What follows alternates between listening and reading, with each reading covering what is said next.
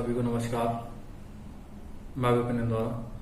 Last class में हमने articles को डिस्कस किया था 1 to 11। आज हम अपने आर्टिकल्स को आगे लेके चलेंगे और आज का जो टॉपिक है हमारा आर्टिकल्स। चलिए आज हम लोग आर्टिकल डिस्कस करेंगे आर्टिकल 12 से 35 तक। आर्टिकल 12 to 35 तक हम डिस्कशन करेंगे और आज का हमारा टॉपिक होगा क्या? फंडामेंटल राइट, मौलिक अधिकार। हमारे कॉन्स्टिट्यूशन के अंदर आर्टिकल जो हमारे मौलिक अधिकारों को बताते हैं वो 12 से 35 तक हमको फंडामेंटल राइट के बारे में बताते हैं और ये हमारे भाग 3 में आते हैं। पार्ट 3 में हमारे फंडामेंटल राइट्स आते हैं और बेसिकली फंडामेंटल राइट्स हैं कितने? बेसिकली फंडामेंटल राइट्स जो है वो 6 है। फंडामेंटल राइट कितने हैं? 6 है। आपके पेपर में डायरेक्टली पूछ लेता है कि फंडामेंटल राइट कितने हैं, तो फंडामेंटल राइट 6 है। इससे पहले ये 7 थे फंडामेंटल राइट, इससे पहले 7 थे। तो इससे पहले जो 7वां था वो था right to property. Right to property was fundamental right. Basically right to property fundamental right किस टाइप से था कि जैसे गवर्नमेंट को कोई डेवलपमेंट करना है या कोई फ्लाईओवर बनाना है या कोई भी एग्जांपल ले सकते हैं आप कि उस प्रॉपर्टी को जो उसका ऑनर होता था वो देता नहीं था। वो बोल देता था मेरा फंडामेंटल राइट है, मैं आपको प्रॉपर्टी नहीं दूंगा। तो during the Morarji Desai government के अंदर इसको अबॉलिश कर दिया गया, हटा दिया गया फंडामेंटल राइट से। अब उसे बना दिया गया क्या? अब उसे बना दिया गया है लीगल राइट। और वो लीगल राइट जो आपके पेपर में डायरेक्टली पूछता है कि कौन से आर्टिकल से है, तो अब उसे आर्टिकल 300A के अंदर, किसके अंदर? आर्टिकल 300A के अंदर उसको रख दिया गया है और अब वो लीगल राइट हो चुका, ना कि फंडामेंटल राइट्स। और 1977 के अंदर मोरारजी देसाई की गवर्नमेंट में इसको हटाया गया था। अब फंडामेंटल राइट्स हमने लिए कहां से हैं? हमने मौलिक अधिकार लिए कहां से? हमने मौलिक अधिकार यूएसए से लिए हैं। एग्जाम पॉइंट ऑफ व्यू के हिसाब से देखें तो 14 से 32 तक आपको याद करने, जो कि डायरेक्टली आपके एग्जाम के अंदर आपको मिल जाए। Fundamental rights 6। अब हम सबसे पहले 14 से 18 तक आर्टिकल्स को डिस्कस कर लेते हैं। सबसे पहला जो हमारा राइट है फंडामेंटल राइट वो है right to equality. Right to equality यानी हिंदी में समता। समता यानी इक्वालिटी, हर आदमी इक्वल है। हमारे कॉन्स्टिट्यूशन के अकॉर्डिंग हर आदमी इक्वल है, उसके सामने कोई बड़ा कोई छोटा नहीं, कोई पैसे वाला नहीं, कोई कम पैसे वाला, लेकिन सबके साथ वो एक ही तरीके से जस्टिस करता है। तो आर्टिकल 14 से 18 इक्वालिटी को, समानता को बताता है। तो आर्टिकल 14 कहता है इक्वालिटी बिफोर द लॉ, यानी कि every person is equal before the law. हर आदमी कानून के समक्ष समान है, चाहे वो कोई भी हो। आर्टिकल 14 ये कहता है। आर्टिकल 15 कहता है कि stop discrimination, prohibition of discrimination on grounds of, यानी कि आप किसी के साथ भी भेदभाव नहीं कर सकते हैं उसके लिंग के आधार पर, उसकी रेस के आधार पर, उसकी कास्ट के अकॉर्डिंग, उसके रिलीजन के अकॉर्डिंग, जहां पे उसने जन्म लिया है उसके अकॉर्डिंग, जैसी वो भाषा बोलता है उसके अकॉर्डिंग, और जैसे कलर, इन सब के बेसिस के ऊपर आप किसी के साथ भी डिस्क्रिमिनेशन नहीं कर सकते। अगर आप किसी के साथ डिस्क्रिमिनेशन ऐसे करते हैं तो इट इज पनिशेबल ऑफेंस और ये नॉन वेलेबल ऑफेंस होता है। और इससे एक बहुत इंपॉर्टेंट स्पेशल केस हुआ, जैसे स्पेशल तो क्या कहेंगे, केस हुआ था लाजपत नगर के अंदर। एक नॉर्थ ईस्टर्न स्टूडेंट था, उसने हेयर स्टाइल बड़ा अलग टाइप से बनाया हुआ था, तो उसको मार्केट के अंदर लोगों ने मारा था, जो कि टोटली गलत है। हर आदमी को फ्रीडम है, वो कुछ भी कर सकता है, कुछ नहीं, लेकिन वो एक सीमित एक एरिया में प्रोहिबिशन के साथ यानी प्रतिबंधित होकर वो अपना काम कर सकता है। तो हमारा फंडामेंटल राइट्स ही हमको ये सब राइट प्रोवाइड करते हैं कि हर आदमी कानून के समक्ष समान है। तो वो हमें बताता है राइट टू इक्वलिटी 14 से 18 तक। Article 16 equal opportunity of employment. Article 16 simple सा ये कहता है कि हर आदमी को अपॉर्चुनिटी है जॉब करने का, वो कहीं पर भी जॉब कर सकता है, प्राइवेट सेक्टर और गवर्नमेंट जॉब को वो इक्वल अपॉर्चुनिटी देता है। आर्टिकल 16। आर्टिकल 17 क्या कहता है? Abolish of untouchability.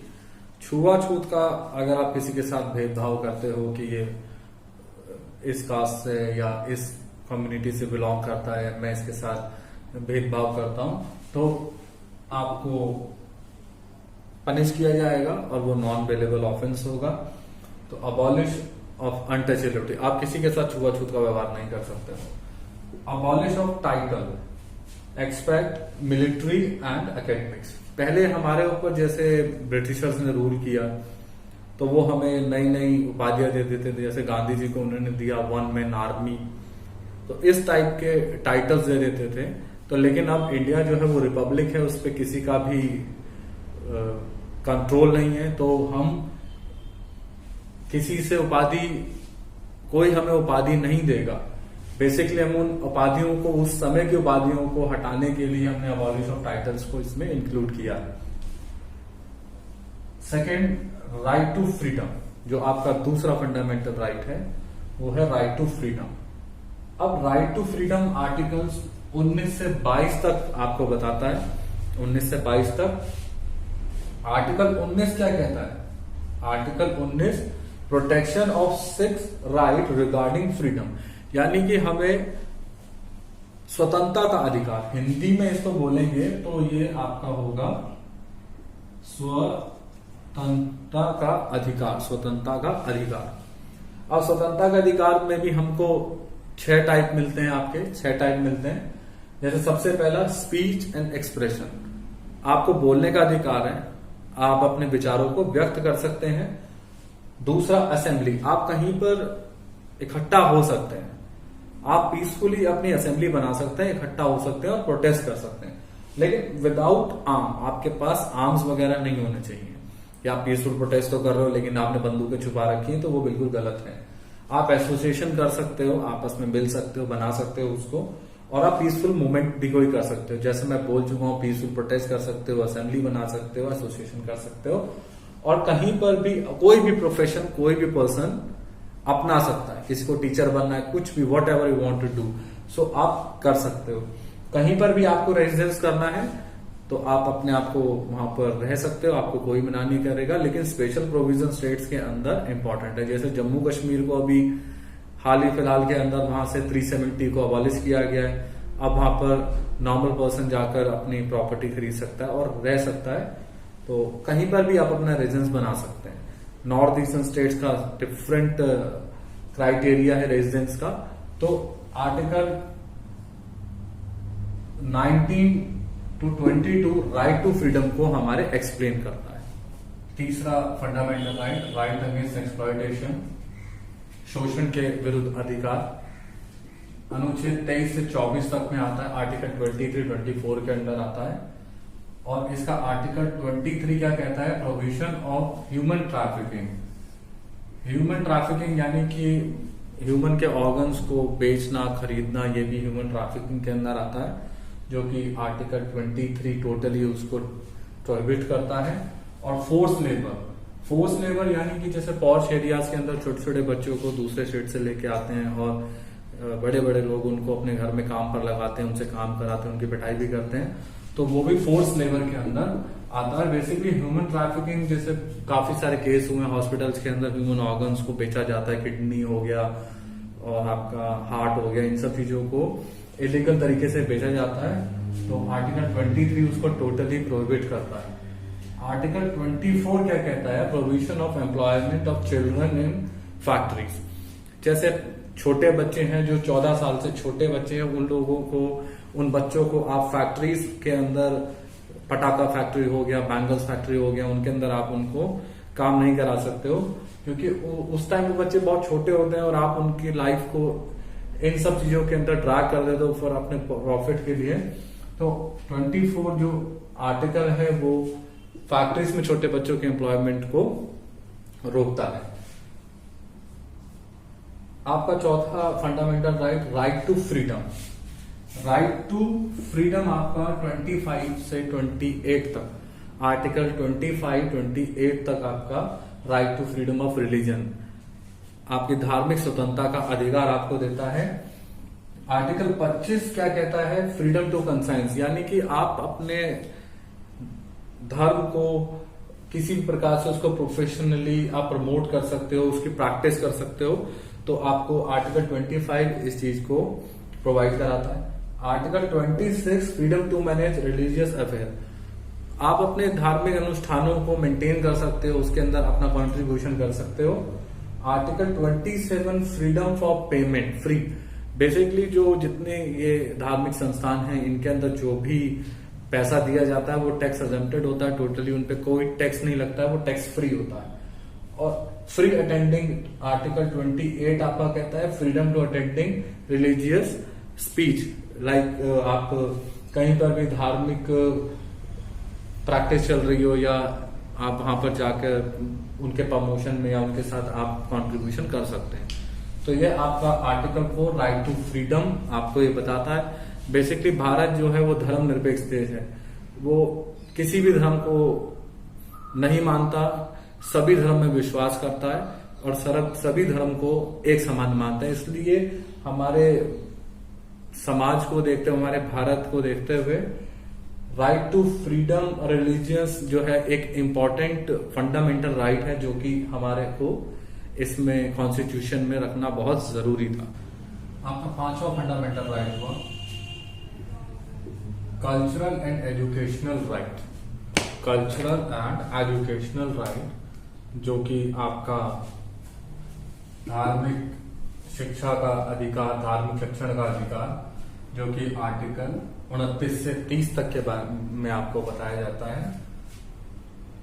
अनुच्छेद 29 और 30, article 29, article 30, protection of language, script and culture of minorities. Basically ये जो माइनॉरिटीज कम्युनिटीज से पर्सन आते हैं, लोग आते हैं, वो अपनी लैंग्वेज को, अपनी स्क्रिप्ट को, अपने कल्चर को मेंटेन कर सकते हैं, उसको प्रोटेक्ट कर सकते हैं। तो article 29 protection of script and language इनके बारे में बताता है। Article 30 right of the minority, basically इसके अंदर कंटेंट ये है कि establishment of educational institute. Basically minority से जो भी बिलोंग करते हैं वो एजुकेशनल इंस्टीट्यूट को इस्टेब्लिश कर सकते हैं for the promotion script language, और खुद को एजुकेट करने के लिए वो अपने एजुकेशनल इंस्टीट्यूट को इस्टेब्लिश कर सकते हैं। आपका लास्ट 6 जो आपका फंडामेंटल राइट है वो सबसे इंपॉर्टेंट है, right to constitutional remedy, article 32। Basically right to constitutional remedy जो है वो है संवैधानिक उपचारों का अधिकार। जब हमारे कॉन्स्टिट्यूशन में फंडामेंटल राइट्स का, जब हमारे फंडामेंटल राइट्स का वॉलेशन होगा तो उसके लिए हमको रेमेडीज दी गई हैं, जो कि अनुच्छेद 32 आर्टिकल 32 में आती हैं। Right to move the supreme court, यानी कि जब हमारे फंडामेंटल राइट्स का वॉल्यूशन, जब हमारे फंडामेंटल राइट का वॉल्यूशन होगा तो हम आर्टिकल 32 के अकॉर्डिंग सुप्रीम कोर्ट के अंदर जा सकते हैं। इसमें सुप्रीम कोर्ट में डायरेक्टली हम लोग जा सकते हैं आर्टिकल 32 के अकॉर्डिंग। जैसे हमारे फंडामेंटल राइट, जैसे कि मुझे बोलने का अधिकार नहीं मिल रहा है, मुझे शिक्षा का अधिकार नहीं मिल रहा है, छोटे बच्चों को एक्सप्लॉयटेशन किया जा रहा है, तो बेसिकली वो फंडामेंटल राइट का जब वॉल्यूशन होगा तो हमारे को सुप्रीम कोर्ट में डायरेक्ट जाने का प्रोविजन अनुच्छेद 32 के तहत हम डायरेक्ट सुप्रीम कोर्ट में जा सकते हैं इन्फोर्समेंट कराने के लिए, कि फंडामेंटल राइट्स को इन्फोर्स किया जाए कि मुझे मेरे मौलिक अधिकार नहीं मिल रहे हैं, अब आप इनको एग्जीक्यूट कराओ। तो उसी के अकॉर्डिंगली रिट्स को प्रोवाइड कराया गया है, और जो कि रिट्स आपके एग्जाम में डायरेक्टली पूछ लेते हैं, कितने 6 हैं, वो कौन कौन से, हैबिस कॉर्पस, मैग्नमस, प्रोहिबिशन, सेटरारी और क्वो वारंटो। बेसिकली जो रिट्स हैं वो 6 हैं, और जो हमारे जब हमारे फंडामेंटल राइट का वॉल्यूशन होता है तो आर्टिकल 32 के अकॉर्डिंग हम लोग सुप्रीम कोर्ट में उसको एग्जीक्यूट करा सकते हैं, और आर्टिकल 226 के अकॉर्डिंग भी इनको हम हाई कोर्ट के अंदर एग्जीक्यूट करा सकते हैं।